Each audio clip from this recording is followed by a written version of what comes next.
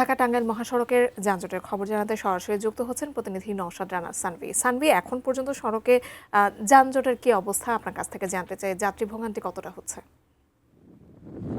ধন্যবাদ আপনাকে। এখনও স্বস্তির খবর দিতে পারছি না। ভোর থেকেই কিন্তু এই সড়কে দীর্ঘ যানজট লেগে আছে।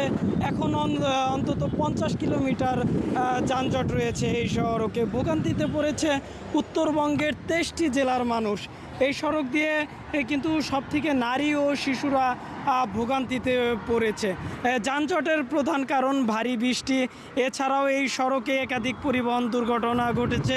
এছাড়াও যমুনা সেতু সরু থাকায় সেখানে একটি পরিবহন দুর্ঘটনা আর কবলে পড়লেই কিন্তু 2 থেকে 3 ঘন্টা যানজট লেগে যায়। এই মহাসড়কটি 65 কিলোমিটার। টাঙ্গাইল অংশে মহাসড়কে কিন্তু এলেঙ্গা থেকে যমুনা সেতুর পূর্ব পার পর্যন্ত 13.5 কিলোমিটার 4 লেন কাজ শেষ না হয়।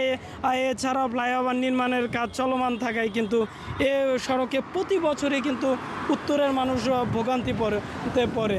রোদে পুড়ে বৃষ্টিতে ভিজে কিন্তু টাঙ্গাইলের ছাদে বাসের ছাদে করেও কিন্তু মানুষ যাচ্ছে এই সড়ক দিয়ে। যারা গত রাতে রওনা দিয়েছে ঢাকা থেকে রাত 8টা-9টায়, এখন পর্যন্তও কিন্তু টাঙ্গাইল পার হতে পারেনি।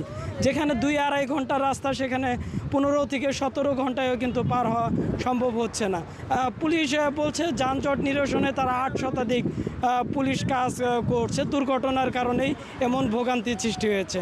টাঙ্গাইল থেকে এই ছিল আমার কাছে সর্বশেষ।